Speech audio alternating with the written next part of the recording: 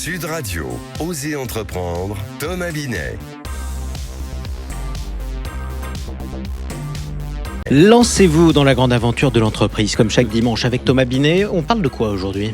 Bonjour cher Jean-Marie, on va commencer avec Monoprix comme saga de la semaine. Et il a fait fortune dans les gels hydroalcooliques et il s'est lancé dans la préservation des espèces animales menacées. On reçoit Éric Vigneault, notre témoin de la semaine, qui est le président de Parrot World, le parc animalier immersif implanté en Seine-et-Marne.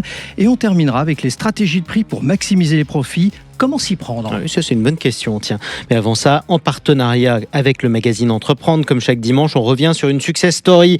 Le commerce de centre-ville, Monoprix, une enseigne incontournable, une marque ultra connue.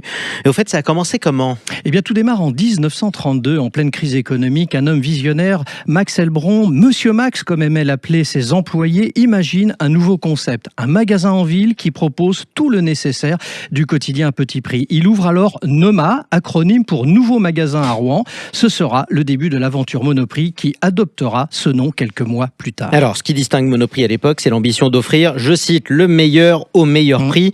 Comment l'idée va évoluer ? Exactement. Max Elbron ne voulait pas juste proposer des prix bas, il visait aussi la qualité. Dès les années 50, Monoprix innove avec le libre-service et ses propres marques. Puis, dans les années 80 et 90, l'enseigne grandit en rachetant Uniprix et Prix Unique, devenant ainsi le leader du commerce de proximité. Dans les années 2000, devant le changement de population dans les centres-villes et face à la concurrence de la grande distribution, Monoprix décide de monter en gamme. Bon, alors aujourd'hui, c'est bien plus qu'un simple magasin rouennais, évidemment.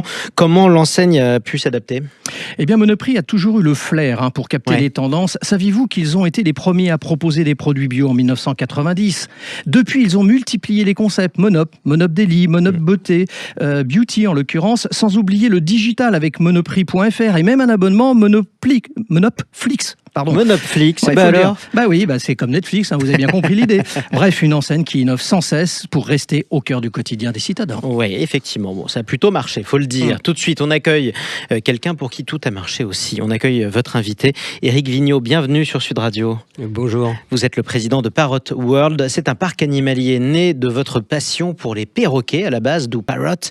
Alors, vous êtes situé à Crécy-la-Chapelle, c'est en Seine-et-Marne, à 30 km à l'est de Paris. Parrot World, c'est à la fois un refuge pour espèces menacées d'extinction et un parc animalier dédié aux espèces emblématiques d'Amérique du Sud. Écoutez, bienvenue, vous êtes l'invité de Thomas Binet. Oui, merci. Éric Vigneault, tout commence il y a 20 ans quand votre femme vous offre un perroquet.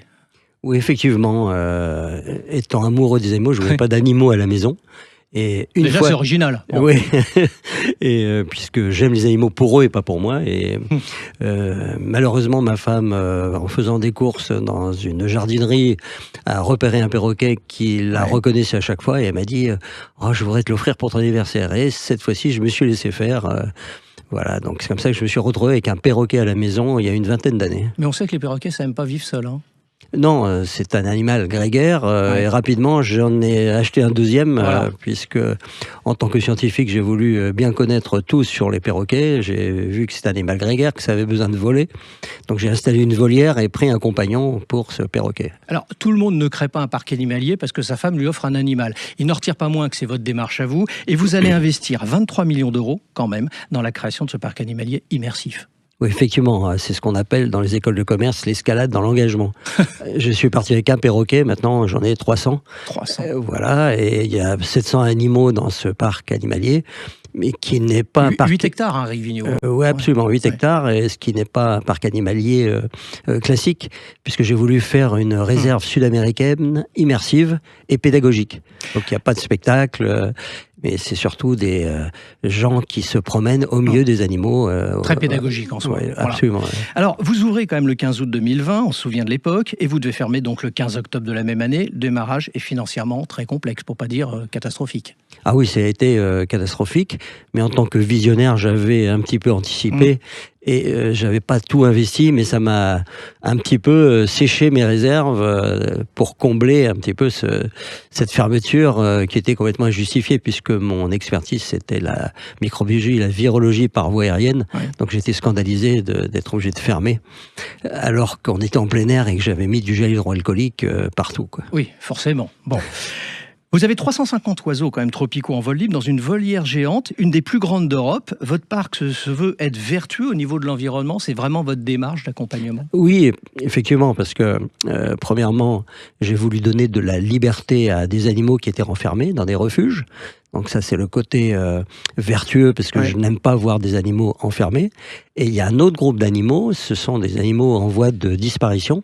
Et nous sommes un centre de conservation pour les autres espèces, centre de conservation européen. Je vous en prie. Alors donc nous avons des jaguars qui se reproduisent, nous avons des loutres géantes, nous avons toutes sortes d'espèces qui sont complémentaires des perroquets, puisque nous présentons au public bien sûr des perroquets et les espèces de leur écosystème. Alors pour ceux qui nous écoutent et qui découvrent l'existence de votre parc, on peut parler un peu argent avec vous? C'est quoi le prix d'entrée pour un adulte, un enfant? Alors le prix d'entrée pour un adulte c'est 19 € et un enfant 14,50 €. D'accord. Et vous avez quand même eu 200 000 visiteurs l'année dernière, alors que votre parc n'existe que depuis 3 ans en définitive. Oui, parce que nous n'avons eu que 3 ans d'ouverture à cause du Covid. Bien sûr. Et il y a 2 ans, nous étions à 160 000 visiteurs et l'année dernière, nous avons terminé à 200 000 visiteurs. Donc c'est un véritable succès. Absolument, c'est un véritable succès, puisque pour les comptables qui me comprendront, nous avons un point mort à 160 000 visiteurs et nous avons fait 200 000. D'accord, donc effectivement, vous êtes bénéficiaire. Alors vous avez, en parlant d'argent justement, vous avez fait fortune, on va s'intéresser à vous un instant, dans la production de gel hydroalcoolique, je le disais tout à l'heure. Concrètement, vous auriez pu, c'était en 2014 que vous revendez votre structure, sauf faire de ma part, vous auriez pu vous arrêter de travailler et profiter de la vie à ce moment-là, puisque vous étiez tranquille. Oui, parce que j'avais eu mon gros chèque après 35 ou 40 ans d'activité professionnelle, et je n'ai pas voulu aller dans un paradis fiscal et jouer au golf avec des copains. J'ai préféré, avec mon esprit d'entrepreneur, créer quelque chose, et quelque chose de vertueux. Et vertueux au niveau de l'environnement et vertueux au niveau entrepreneurial, puisque j'ai pas fait ça à hasard. C'est pas le retraité. C'est pas un coup de tête. Non, c'est pas un coup de tête. C'est pas un retraité qui s'est dit tiens, je vais faire une volière géante avec des perroquets. Voilà. Non, j'ai intégré mes 2 fils pour une activité pérenne. Oui, parce que c'est aussi une histoire de famille, il faut le dire. Oui, parce que sinon, là, j'ai eu 71 ans le mois dernier. Je me serais pas amusé à me lancer dans un projet aussi important si je n'avais pas eu 2 fils qui ont des très grandes compétences et qui me suivent.